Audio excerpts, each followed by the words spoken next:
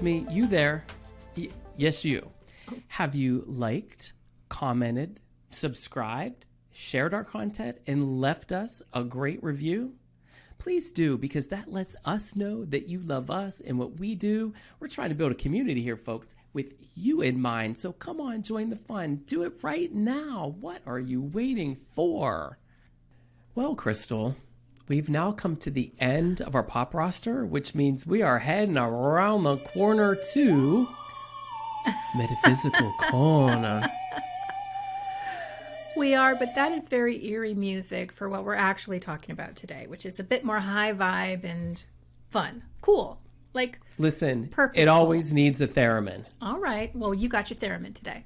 So what are we talking about? We are going to talk about life purpose, what it is, how to find it. You know, I think we spoke about it a few episodes back when we were talking about numerology, and that was one of our numbers, was the life purpose number. So we had a viewer listener, Rachel L. from Orlando, Florida, want to know, well, what exactly is a life purpose? How do we figure out what it is, and what do we do? Where is it? This is such a good question, because in my position, role, I don't know what you'd call it, as a teacher. Like, I teach people, I have programs, I teach intuitive abilities. I also teach about spiritual connection. Like, the most asked question, bar none, is, what's my life purpose? Or how can I figure out what I came here to do? And I think this is something that is on the heart and the minds of just about everybody, unless they found their life purpose. So it's a good thing we're talking about it. And I have some thoughts. But let me start by saying that we all came here into this world, into this incarnation, with some things to do. And I believe we built into our experience many gifts and talents that are intrinsic to us as a soul. Like, we came here able to do certain things. And we have those gifts and talents so that we can utilize them and do the things that we wanted to do in this life. I think people get hung up with life purpose sometimes, Bryan, because they think, well, it's got to be big. My life purpose is to be a best-selling novelist, or my life purpose is to be the next Oprah Winfrey. And only a fraction of 1% of people on this planet ever achieve notoriety and fame and success at that level. It is much more common to just kind of be a normal person who pushes life forward for themselves and for others. And so I think first thing we need to do is kind of get out of our own way, because maybe you're 30, you're 40, you're 20, you're 50, and you haven't become that novelist yet, and you think, well, I just blew it. What's my life for? But I want to just set that aside. And here's what I want to talk to you about. I truly believe it is so simple, Bryan. I think it is about being love. That's it. I think it is about finding ways that you can connect to your higher power, whether that's source, higher self, God, creator, whatever you'd like to call that. There is a divine higher power. Finding out how you can connect to that, align to that, and then occupy love and the light of that. And then once you have it in you, right? Once you've got it, once you're occupying that, just go out into the world. You will see how the universe steps forward to create opportunities, to create relationships, to create networks that'll continue to move you along your path. I say to everyone, fill yourself up in the morning, maybe through meditation, maybe through intuitive movement, through prayer, through contemplation. Just get yourself, though, in the vibe of light. And we kind of all know what that feels like. Once you do that, go to your Starbucks and be that light. Or go to visit your family and be that light, because the light knows how to do what the light knows how to do. And when the light comes into contact with darkness and density, the light casts it out. You don't even have to speak for the light to know how to do that. You don't even have to do anything in particular or behave in a certain way for the light to know how to do that. And I'm telling you, Bryan, if more of us just did that, we would change the world. We would change the world so much more quickly. We would move this planet, this humanity, in a totally different direction if all we focused on was filling up with this love and then letting that shine, which is what Jesus told us to do, right? Let your light shine before men. Just let it shine. That's all that it is. And that's simple. And the good news is we can all do that. And it just so happens to be that when we do that, we have all of these synchronicities. So if you really did come here to write a book, if you are practicing living in the light, that's going to come much more easy to you. You're going to find the people who can help facilitate that. You're going to garner the resources that you need in order to create that book. Spirit will lead you along the path of divine light. It's only when we start getting stuck in the illusion, right? Oh my gosh, everything's terrible. Everybody hates one another. This life is terrible. It sucks. It feels so bad. Now I'm stuck under the blanket of that. It's only when we allow ourselves to get into that place that we stopped moving along the path of that divine light. It doesn't mean we're off the path, though. It doesn't mean we're lost. It just means, oh, taking a detour a little bit. I'm taking a little break. And if you want to get back on it, and you want to start moving again, just fill yourself up with light. So it's much more about what for you, Bryan, makes you feel good. What makes you just light up inside like a little Christmas tree? You know, what makes you smile or just feel joyful, even if it's hanging out with Claire, your dog, or if it's, you know, getting a microphone, a Mr. Microphone, and singing to your favorite karaoke songs. If you feel good, though, I mean, if that makes you feel on top of the world, that is vibration. That is frequency. Yeah. And that's the light. Do that and then go to the Starbucks, change the world. So that's my feeling about life purpose. What about you? I agree. I believe that for so long, for some reason, and I think it kind of goes back to some of these spiritual type leaders and coaches that sort of hierarchy, right? They feel like they're up here and everyone else is down here. Right. And they're sort of preaching these big things and they want you to do these big things. It's so funny that it is this much. You literally just find that light, and when that light exudes from you, we're like magnets. Mm-hmm. It will just come in, and like you say, the opportunities will flow. And we've gotten so far away from the simplicity of it all that it's now become convoluted and hard and almost unattainable, and it's just not. It is just not. And, you know, for me, I love to meditate. I love to do mindful meditation where I literally sit and don't think about anything. Because sometimes I meditate with purpose to connect, to do whatever. Sometimes I just want to sit, clear my mind out of everything and just listen and feel.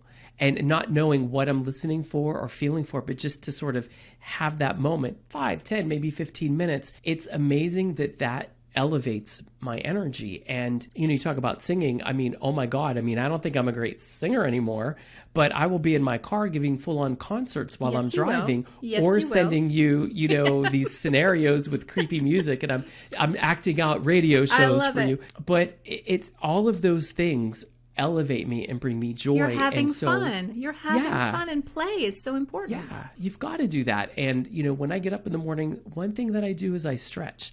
I take a couple minutes and just stretch and really feel my energy. That really sets my tone. Because if I'm getting up and blah, blah, blah, I will be down here all day. But if I stretch and really get into my energy, I'm elevating as I'm getting ready. So by the time I reach work, I'm a delightful human being for everybody that I come in contact with. It's so simple. It's doing nothing but love. What I want to talk about too is something called heart-brain coherence. I once gave a talk about this. It was a very long talk, so I'm going to try and condense it down. But this is just a technique that you can use to get yourself in the vibe of that. Because if you can stay in the vibe that we're talking about, like you will begin to live a miraculous life. The heart-brain coherence is centered around the fact that inside of your heart, there is a communication system. There's actually neurons. There's actually the apparatus necessary to speak. To speak to who? To speak to what? Well, to speak to your brain. And when the heart speaks to the brain, it speaks in a very specific language. What do you think the language of the heart might be, Bryan? Love. Right. When the heart speaks in the language of love, the brain listens. The brain receives it. And you know, the brain scientifically does something that is absolutely amazing. When the brain receives communication from the heart, this love communication, it floods the body with hormones and chemicals that reinforce the body and put the body into a state of health, wellness, and joy. neurologically speaking. In fact, when the heart receives this communication solidly, it enters into the gamma brain state. Now, Tibetan monks were actually studied for quite a long time to see why, first and foremost, they're so healthy. Why do they live so long? Why are they so peaceful? Why are they so happy? And it's because they practice heart-brain coherence. The flooding of the hormones that I'm talking about, this well-being, these well-being chemicals, these feel-good hormones and chemicals that flood the body, they stay in your system, Bryan, for 6 full hours, meaning your body is on a literal physical high for 6 hours, just flooded with feel-good wellness hormones. Like your heart is getting reinforced, your heart is getting everything it needs, your bones, your musculoskeletal, your neurology is just getting flooded with everything that it needs for 6 hours.